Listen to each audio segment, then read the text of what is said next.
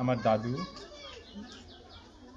ভূপতি বাবু Miller সভাপতি, এখানে উপস্থিত আছেন আমার কাকা সহ এই 4 গ্রামের আমার শ্রদ্ধেয় পিতৃব্যরা, ভাইয়েরা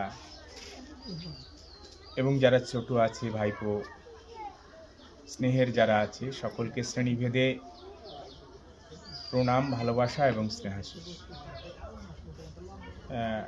কিছু কথা আমার ভাই প্রশান্ত বিশ্বাস যথার্থ বলেছেন, সেই কথাগুলোর আর আমি পুনরুক্তি করব না। আমি শুধু এইটুকু স্মরণ করিয়ে দিতে এসেছি, আমার উপর দায়িত্ব অর্পিত হয়েছে এই কথাগুলো আপনাদেরকে স্মরণ করিয়ে দেবার জন্য, যে আমরা বাংলাদেশে ক্রমাগত একটি অধিকার বঞ্চিত জনগোষ্ঠীতে পরিণত হতে যাচ্ছি, অথচ একদিন আমাদের সবই ছিল। আমাদের প্রাণের ঠাকুর হরিচাঁদ ঠাকুর, গুরুচাঁদ ঠাকুর এমন কোনো দিক ছিল না যেটি আমাদেরকে দিয়ে যাননি। কি শিক্ষা, কি অর্থনীতি, কি সমাজনীতি, কি সংস্কৃতি, কি রাজনীতি, প্রতিটি ক্ষেত্রে আমরা উন্নতির চরম শিখরে আরোহণ করতে গিয়েছিলাম। কিন্তু স্বাধীনতা অর্জন করার চেয়ে স্বাধীনতা রক্ষা করা যে কঠিন, সেই কথাটি যে আমরা আমাদের ছাত্র জীবনে ভাব সম্প্রসারণ করেছি, সেটি বাস্তবে বুঝতে পারছি এই জিনিসটি লক্ষ্য করে। কারণ একদিন সেই 1921 সালের নির্বাচনে, দেখেন আজ থেকে 104 বছর আগে, সেই নির্বাচনের আগে ভগবান গুরুচাঁদ ঠাকুর শুধু নমশূদ্র না, বাংলার সকল বঞ্চিত জনগোষ্ঠীর জন্যে তিনি ব্রিটিশ সরকারের কাছে দাবি তুলেছিলেন, তাদের প্রতিনিধিত্বের দাবি তুলেছিলেন, রাজনীতি ক্ষেত্রে, অর্থনীতি ক্ষেত্রে, ব্যবসা ক্ষেত্রে, চাকরি ক্ষেত্রে, সব ক্ষেত্রে। সেই দাবি তিনি 1921 সালে আদায় করতে পারেননি ঠিকই, কিন্তু 1921 সালে তিনি আমাদের সমাজের কয়েকজন প্রার্থীকে এরকম স্বতন্ত্র প্রার্থী হিসেবে দাঁড় করিয়েছিলেন। নীরদ বিহারী মল্লিক, বিশ্বদেব দাস, এরকম অনেকগুলো প্রার্থী, এখানে রায়বাহাদুর শরৎ বল কৃষ্ণপুরে, এরকম অনেক প্রার্থী দাঁড় করিয়েছিলেন। এবং তার মধ্যে প্রথম একেবারে সরাসরি ভোটে নির্বাচিত হয়েছিলেন নীরদ বিহারী মল্লিক। তখন ভোটে আমাদের নির্বাচিত হওয়ার অনেক অসুবিধা ছিল, কারণ তখন সকলে ভোটাধিকার ছিল না। যারা ব্যবসায়ী ছিল, চাকরিজীবী ছিল, যারা জমিদার ছিল, তাদের ভোট ছিল, আর ভোট ছিল যারা 6 আনা খাজনা দিতে পারত এমন কৃষক। ফলে সেই সময়ে আমাদের সমাজে 6 আনা খাজনা দিতে পারা কৃষকের সংখ্যা খুব বেশি ছিল না। সেই কারণে সেই সমস্ত প্রার্থীরা সেই নির্বাচনে একজন ব্যতীত কেউ জয়লাভ করতে পারে।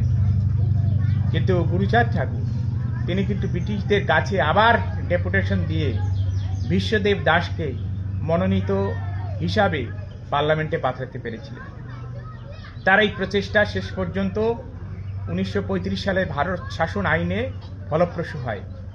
নমশূদ্র সহ অবিভক্ত বাংলার যত অনগ্রসর জনগোষ্ঠী আছে, কৈবর্ত, মাহিষ্য, পণ্ডক্ষত্রিয়, রাজবংশী, সকল ধরনের জনগোষ্ঠীর জন্যে রাজনীতি থেকে শুরু করে চাকরি, শিক্ষা, সমস্ত ক্ষেত্রে তিনি একটি সংরক্ষণ আদায় করেছিলেন। এই সংরক্ষণটা এখনো ভারতে আছে। এই সংরক্ষণটা 1956 সালে পাকিস্তানের সংবিধানে আংশিক স্বীকার করে নেওয়া হয়েছিল, শুধু রাজনীতি ক্ষেত্রে বাদে বাকি সকল ক্ষেত্রে এই সংরক্ষণ আমাদের জীবনে ছিল। আজকে এই কথাগুলো বলছি এই কারণে যে আপনারা সকলেই জানেন এই পবিত্র মাটির মানুষ, আমাদের সকলের প্রাণের মানুষ বীরেন্দ্রনাথ বিশ্বাস সারা জীবন সমাজের জন্য সংগ্রাম করেছেন, অধিকারের জন্য সংগ্রাম করেছেন। 1969 সালে যখন গণঅভ্যুত্থানের মধ্য দিয়ে বঙ্গবন্ধু শেখ মুজিবুর রহমান জেল থেকে মুক্তি পান, তখন আমাদের সমাজের মানুষ সকলে মিলে একটি সিদ্ধান্ত নিয়েছিলেন যে আমরা এই দলের রাজনীতির সাথে যুক্ত, এই দল এখন জনপ্রিয়তার শীর্ষে, এই দল এখন নির্বাচনে জয়লাভ করে সমগ্র পাকিস্তানের শাসনতন্ত্র প্রণয়ন করবে।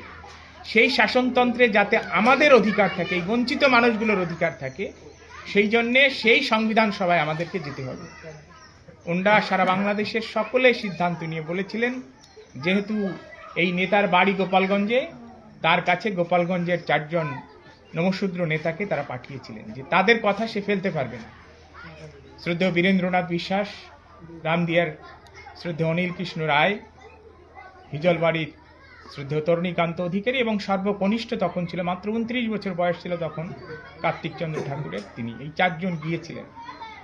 দীর্ঘ আলাপ হয়েছিল, আমি সেই দীর্ঘ আলাপে যাচ্ছি না, শুধু কথা সারাংশ এইটুকুই যে সংবিধান সভায় তিনি আসন দিতে রাজি হননি, তিনি প্রাদেশিক পরিষদে যত আসন আছে দিতে রাজি, যত আসন আমরা চাই দিতে রাজি।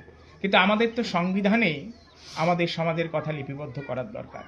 সংবিধানে লিপিবদ্ধ করার দরকার এই কারণে যে সংবিধান হচ্ছে রাষ্ট্র এবং জনগণের মধ্যে সম্পর্কের দলিল। আমরা যেমন একটা জমি বিক্রি করার সময় দলিল করি, রাষ্ট্রের সাথে জনগণের দলিল হচ্ছে সংবিধান।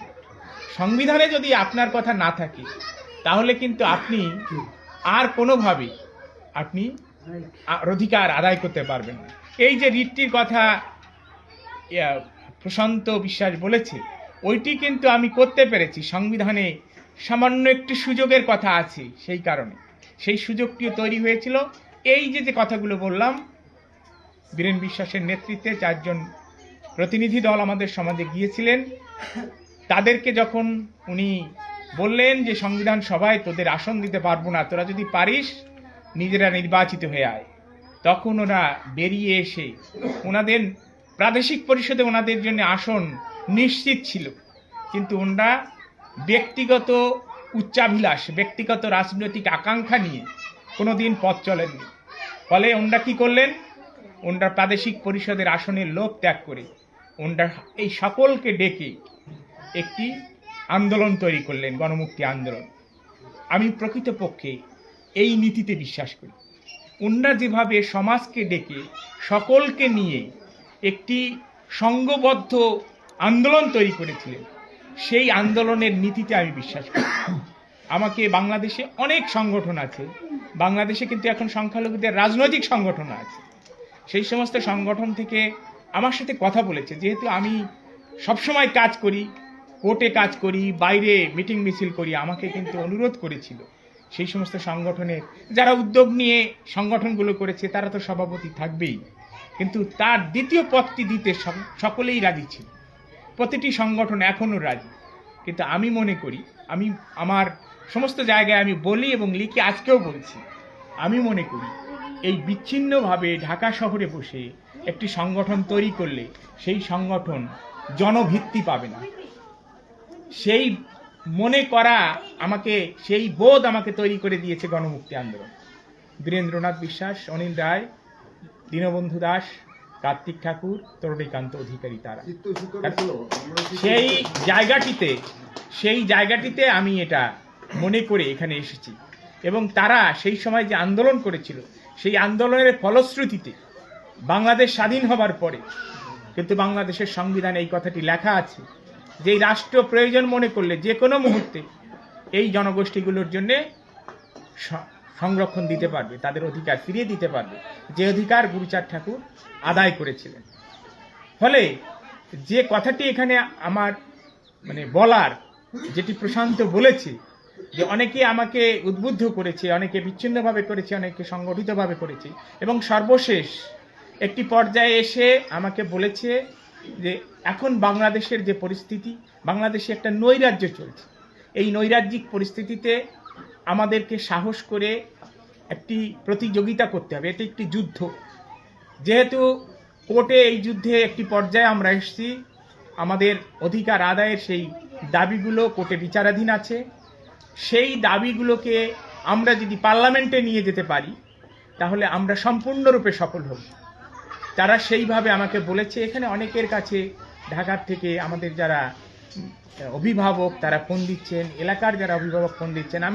আমি নিজের থেকে এখনো কাউকে বলিনি আমি প্রার্থী, কারণ ঢাকার থেকে বলার পরে আমার কথা ছিল যে আমি এলাকায় যাব, আমার এলাকায় যারা আছে, আমার অভিভাবক আছে, আমার ভাই আছে, আমার বন্ধু আছে, আমার শুভাকাঙ্ক্ষী আছে, আমার আত্মীয় স্বজন আছে, তাদের কাছে বলবো আপনাদের অভিপ্রায় যে আপনারা আমাকে এই গোপালগঞ্জ 2 আসনে একজন প্রার্থী হিসাবে, স্বতন্ত্র প্রার্থী হিসাবে দেখতে চান। এটি খুব ক্লিয়ার। স্বপনদা কাছে যদিও আমি তার বাড়িতে গিয়ে বলেছি, স্বপনদা এখনো একটুই বলেছেন আমি কোনো দলের প্রার্থী কিনা, আমি কোনো রাজনৈতিক এজেন্ডা নিয়ে এসেছি কিনা। এইরকম রাজনৈতিক এজেন্ডা নেবার কোনো সুযোগ আমার নাই, কারণ সমাজের কথায় আমি এসেছি। এই সমাজের লোক যারা ঢাকায় থাকে তাদের কথায় আমি এসেছি। এই সমাজের লোক যারা এখানে আছে তাদের কথায় আমি প্রার্থী হব কি হব না সেটা নির্ধারিত হবে। আমি স্বতন্ত্র প্রার্থী হব কি হব না এই সমাজ ঠিক করবে, এই অঞ্চল ঠিক করবে, গোপালগঞ্জ 2 আসনের যারা জনগণ তারা ঠিক করবে। আমার এই বয়স পর্যন্ত আমি কোনো রাজনৈতিক দলের কোনো রাজনৈতিক সংগঠনের সদস্য হই নাই। আগামীতেও আমার মনে হয় না আগামীতেও আমি কোনো রাজনৈতিক দলের সদস্য হব। যদি হই সেটি সমাজের সামগ্রিক সিদ্ধান্ত, ওরাকান্দি আছে, সারা সমাজ আছে, তাদের সামগ্রিক সিদ্ধান্ত। কিন্তু আমি যেভাবে কাজ করি মানবাধিকার রক্ষার জন্য, আমি কোর্টে লড়াই করি। প্রশান্ত এটি বলেছে, সেটি দুরুক্তি করব না। আরও অনেকগুলো ক্ষেত্র আছে যে ক্ষেত্রগুলোতে মানবাধিকার রক্ষার জন্য আমি কাজ করে চলেছি। দলিত হরিজনদের কলোনি উচ্ছেদের বিরুদ্ধে কয়েকটা রিট আমরা করেছি, সেখানে সফল হয়েছি। যেখানেই মানুষ নির্যাতিত হচ্ছে, যেখানেই মানবাধিকার লঙ্ঘিত হচ্ছে, আমাদের কাজ হচ্ছে সেইখানে মানবাধিকার রক্ষার জন্যে কোর্টের দ্বারস্থ হওয়া, রাজপথে দাঁড়ানো। ফলে সেই কাজটিকে আমি প্রকৃতপক্ষে এই কাজটি করতেও আমার ভালো লাগে, এই কাজটি করতেও আমি স্বাচ্ছন্দ্য বোধ করি। একজন ছোট্ট শিশু, সারা বাংলাদেশে 18 বছরের কম বয়সের শিশুর সংখ্যা হচ্ছে 5 কোটির উপরে। এই 5 কোটি শিশুকে নিয়েও আমরা একটি আবেদন বাংলাদেশ সুপ্রিম কোর্টের হাইকোর্টে করেছি। আমরা বলেছি এই শিশুদের যত্ন হচ্ছে না, এই জাতি ধ্বংস হয়ে যাবে যদি এই শিশুদের যত্ন না হয়, তাদের পড়াশোনা না হয়। আমরা ছোটবেলায়ও বিকেলবেলা খেলাধুলা করেছি মাঠে, আজকের শিশুরা খেলাধুলা করতে পারে না মাঠে, মোবাইলে আসক্ত হয়ে গেছে। জাতীয় শিশু কল্যাণ পরিষদ 12 বছরে একবার মিটিং করেছে। আমরা এটা বলেছি 6 মাস অন্তর অন্তর মিটিং করার কথা, আইনে আছে, সেটি হচ্ছে না। আমরা বলেছি শিশু বিধিমালা হচ্ছে না। এই কাজ শুধু আমি করছি না, এই কাজে আমাদের সাথে কিন্তু আরও অনেকে আছে। এখানে স্বপনদা বলেছে আমি কোনো সম্প্রদায়ের প্রার্থী কিনা। এখানে আমরাই যে কাজ করি এই কাজের সাথে অসংখ্য মানুষ আছে, হিন্দু মুসলমান সকলে আছে। আপনারা একটি নাম বললে চিনতে পারবেন, তিনি ডক্টর কামাল হোসেনের মেয়ে ব্যারিস্টার সারা হোসেন। তিনি এই কাজে আমাদের অভিভাবকের মতন। যখন যে এই কাজগুলো আমরা শুরু করি তখন অনেক সময় তাকে জানাই না, কিন্তু কাজ যখন আমরা বিপদে পড়ি তিনি একেবারে নির্দ্বিধায় আমাদের পাশে এসে দাঁড়ান। বিশেষ করে গোপালগঞ্জের যে 23 জন শিশুর বিষয়ে আমরা যেটা করেছিলাম, সেটা যখন প্রধান বিচারপতির চেম্বার জজে যায় সেইখানে কিন্তু আমাদের ভয় ছিল। এইটা শুনে তিনি 3 দিন এসেছিলেন। তার যে কোনো একটি মামলায় তার কোটি কোটি টাকা ফি, কিন্তু বিনি পয়সায় তিনি 3 দিন এই মামলাটি রক্ষার জন্যে, এই আবেদনটি রক্ষার জন্য তিনি এসেছিলেন। ফলে আমাদের যে কাজ সেই কাজ সকলের জন্যে, হিন্দু মুসলমান বৌদ্ধ খ্রিস্টান সকলের জন্য। কিন্তু একটি কথা সত্য, যে আমি যে সমাজে জন্মগ্রহণ করেছি, আমি যদি সেই সমাজের অধিকারের কথা না বলি তাহলে কিন্তু লোকে হাসবে, লোকে উপহাস করবে যে সে উৎপল যে সমাজে জন্মগ্রহণ করেছে সেই সমাজ অধিকারহীন। সে সেই কথা বলে না, সে নিজে একটু নিজের নাম ফলানোর জন্য, নিজেকে মহিমান্বিত করার জন্যে সে মানবাধিকারের কাজ করে। সে নারীদের পক্ষে কথা বলে, কৃষকের পক্ষে কথা বলে, শ্রমিকের পক্ষে কথা বলে, শিশুর পক্ষে কথা বলে, কিন্তু নিজের সমাজ অধিকারহীন। এই যে নমশূদ্র, দলিত, হরিজন, আদিবাসী এরা অধিকারহীন, তাদের জন্য কথা বলে না। এইটা উপহাসের বিষয় হবে। এই কথা বলা আমার অধিকার, এই কথা বলা সাম্প্রদায়িকতা না। সাম্প্রদায়িকতা হচ্ছে সেই রকম একটা জিনিস যা একটি সম্প্রদায়ের উত্থানের ফলে আর একটি সম্প্রদায়কে একেবারে দাবিয়ে রাখে। আমরা যে কথা বলি, আমরা হচ্ছে আমাদেরকে দাবিয়ে রাখা হচ্ছে, সেই দাবিয়ে রাখার অবস্থার থেকে আমরা অধিকার দাবি করছি, তার মানে আমরা সাম্প্রদায়িকতার বিরোধিতা করছি। ফলে এই যে নমশূদ্র, দলিত, হরিজন, আদিবাসী, চা শ্রমিক, প্রান্তিক মানুষ, কৃষক, শ্রমিক, এই যে শিশু, এদের কথা বলা সাম্প্রদায়িকতা নয়, কোনো সম্প্রদায়ের কথা নয়।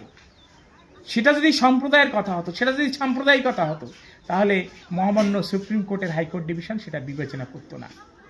কিন্তু কথা হচ্ছে এত কোটি কোটি মানুষের অধিকার, সেই অধিকার বাস্তবায়ন করতে হলে একত্রিত হতে হবে। এর একটা বাস্তব উদাহরণ বাংলাদেশেই আছে। বাংলাদেশে মাত্র 10 লাখ পাহাড়ি জম্বু জাতিসত্তা আছে, তারা ঐক্যবদ্ধ। সেই কারণে তাদের ছাড়া বাংলাদেশে ক্যাবিনেট হয় না, তাদের ছাড়া বাংলাদেশে কোনো কমিশন হয় না, কিন্তু আমাদেরকে কখনো কিন্তু কোনো কাজে ডাকে না, অথচ আমরা তাদের থেকে 10-15 গুণ বেশি। কারণ হচ্ছে আমাদের ভিতরে একতা নাই। অনেকে আমাকে বলেছে যে এই কাজ করতে গেলে মার খাবো, এই কাজ করতে গেলে তুমি মারা পড়তে পারো, কিন্তু আমি বলি ওই পর্যন্ত যাওয়ার আগে যে কাজটা, সমাজের যে একতা, সমাজের যে ইস্পাত কঠিন ঐক্য, একে অপরের প্রতি ভালোবাসা, একে অপরের প্রতি যে বন্ধন, সেই বন্ধনটা তৈরি হবার পরে হচ্ছে এই যে জীবন দেওয়ার কথা, এই যে আন্দোলন করার কথা।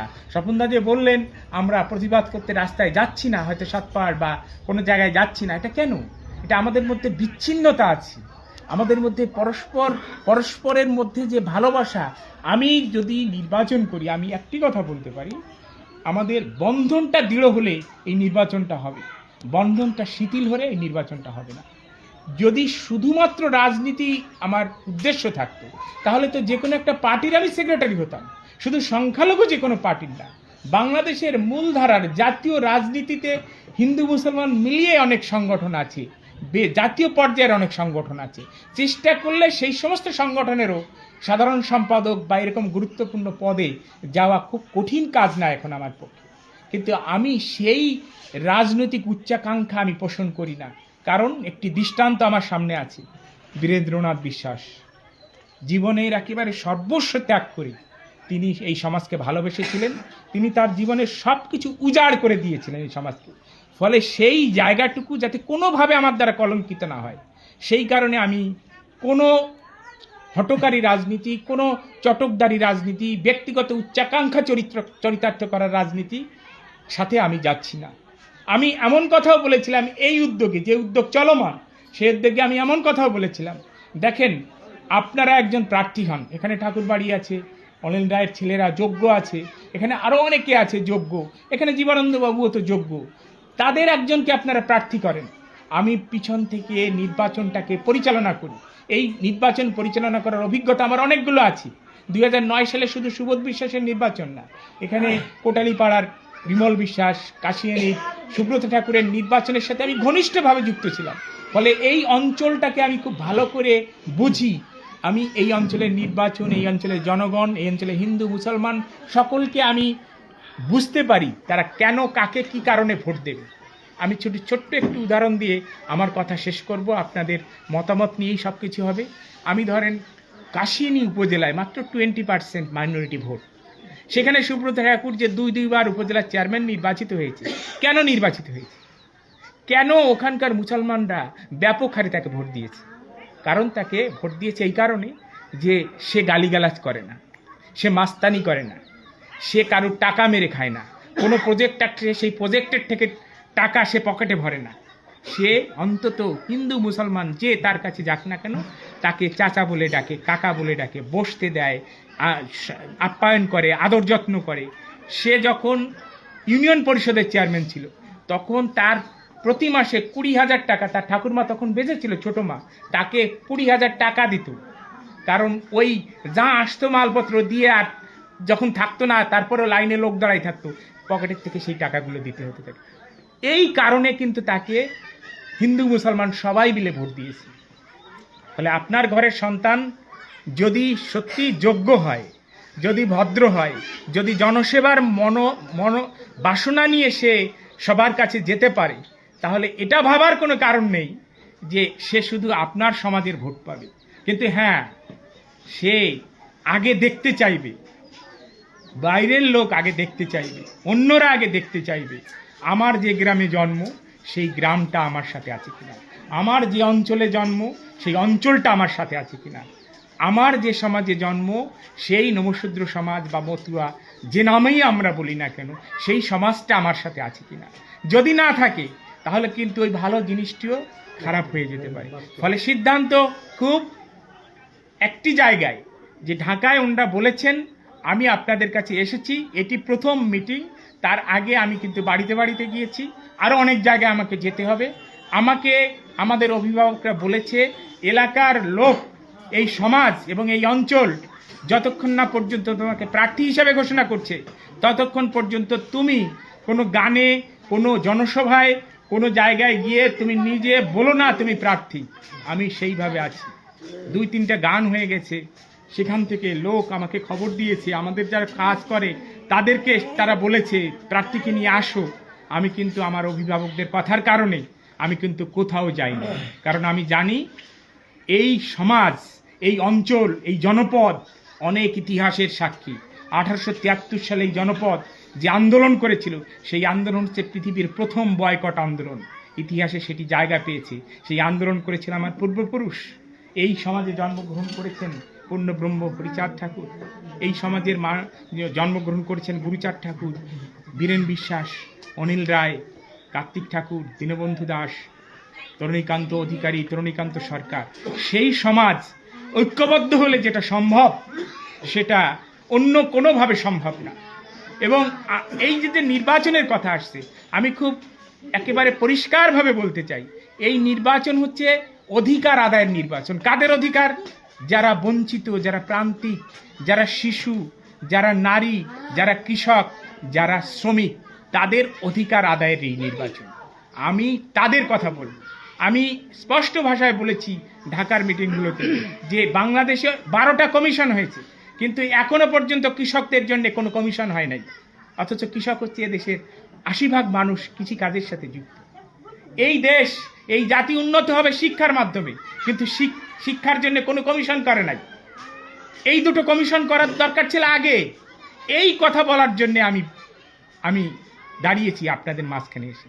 এই কথা আগামী দিনে, শুধু এই নির্বাচনে না, আগামী দিনে যতদিন আমি বেঁচে থাকব ততদিন যাতে আমি এই কথা বলতে পারি, সেই আশীর্বাদ আপনাদের কাছে আমি নিতে এসেছি। কারণ আগে যদি আপনারা আমাকে আশীর্বাদ না করেন, যারা যে মাটিতে আমি জন্মেছি, যে সমাজে আমি জন্মেছি, যে অঞ্চলে আমি জন্মেছি, সেই মানুষগুলো যদি আশীর্বাদ না করে, তাহলে আমি সফল হতে পারবো না। যতই আমার মেধা থাকুক, যতই আমার বুদ্ধি থাকুক, যতই আমার সাংগঠনিক দক্ষতা থাকুক, সফল হওয়ার প্রথম চাবিকাঠি হচ্ছে এই আমার সমাজ, আমার গ্রাম, আমার অঞ্চল, আমার জনপদ। বলা হয়, ইংরেজিতে একটা কথা বলে, চ্যারিটি বিগিনস এট হোম। দানও ঘরের থেকেই শুরু হয়। দানের যে দৃষ্টান্ত, সেটাও ঘরের থেকে শুরু হয়। ফলে সব কিছুই ঘরের থেকেই শুরু হবে। আপনারা যারা এখানে এসছেন, তারা হচ্ছেন আমার পরম বান্ধব। আমার বিপদ, আমার আপদ, আপনারা যেভাবে আমি আসার পর যেভাবে অনেকে বলেছে আমাকে জড়িয়ে ধরে, এই যে প্রফুল্লদা না, প্রফুল্লদা কেঁদে দিছে, একেবারে কেঁদে দিছে। আমি তো চোখের জল রাখতে পারিনি তার কথায়, যে ভাই তুই আমাদের এত বড় সম্পদ, তোকে আমরা না হারাই। এই যে ভালোবাসা, এই যে আবেগ, এই যে এটা পৃথিবীর কোথাও গিয়ে পাওয়া যাবে না। ফলে এই আবেগকে, এই ভালোবাসাকে, এই স্নেহকে, এই আশীর্বাদকে আমি অসম্মান করে কিছু করতে চাই না। আপনারা আছেন, আপনারা যেটা ভালো মনে করবেন, আপনারা যেটা সঠিক মনে করবেন, সেই সিদ্ধান্তই আমার সিদ্ধান্ত। আমি সারা জীবন সংগ্রাম করব, এটা আপনারা বুঝতে পেরেছেন। কিন্তু আমি কি করব না করব, সেই দায়িত্ব আপনাদের।